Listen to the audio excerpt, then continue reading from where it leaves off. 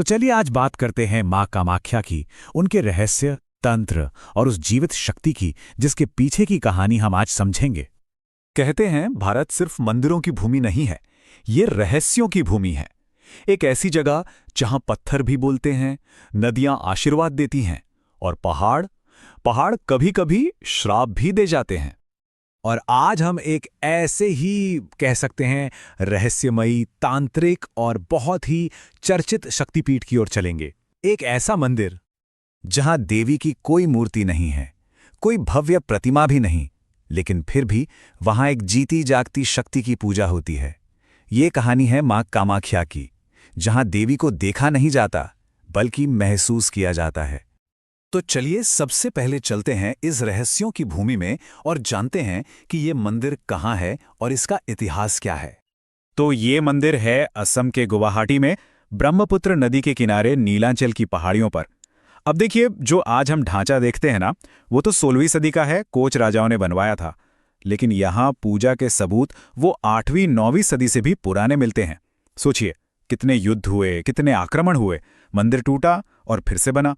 पर एक चीज थी जो कभी नहीं टूटी, और वो थी यहाँ की आस्था। अब बात करते हैं गर्भगृह की, जो इस मंदिर को शायद भारत के बाकी सभी मंदिरों से बिल्कुल अलग बनाता है। यहाँ एक अनोखी बात है, जब आप अंदर जाते हैं तो आप ऊपर नहीं चढ़ते बल्कि सीढ़ियों से नीचे उतरते हैं, एक गुफा जैसी जगह में, जहाँ रोशनी कम है और हवा में एक अजीब सी ठंडक है। और जैसे ही आप उस गर्भगृह के केंद्र में पहुंचते हैं, वहां आपको कोई मूर्ति नहीं दिखेगी, कोई भी नहीं, जो कि ज्यादातर हिंदू मंदिरों में तो होता ही है ना? ना ही देवी के लिए कोई सोने चांदी का भव्य सिंहासन है जिस पर वो विराजमान हो।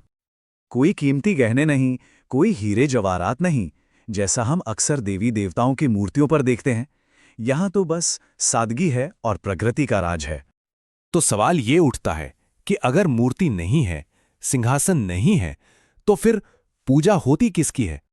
वहां पूजा होती है एक शिला की, एक पत्थर की, जिसमें एक दरार है। इससे योनि पीठ कहते हैं।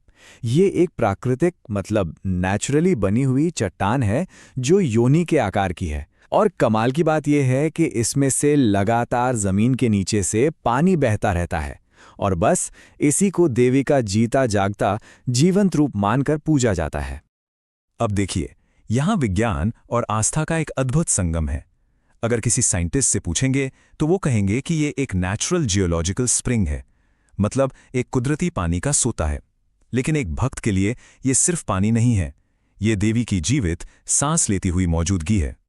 और इसी सृजन की शक्ति से जुड़ा है यहाँ का सबसे बड़ा और सबसे अनोखा उत्सव, अंबुबाची मेला।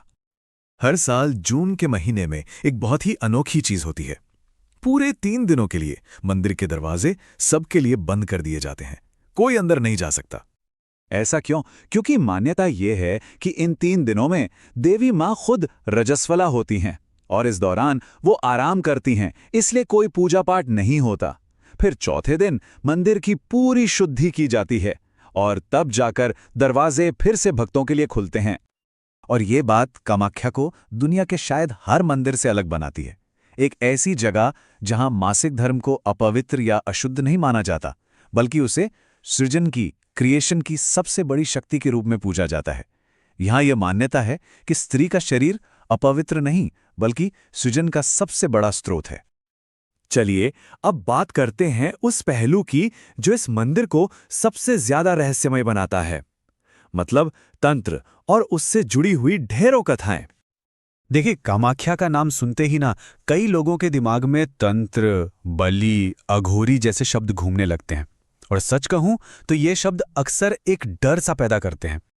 लेकिन जो लोग यहां आते हैं, जो इसे समझते हैं, वो कहते हैं कि ये जगह डरना नहीं बल्कि साहस करना सिखाती है।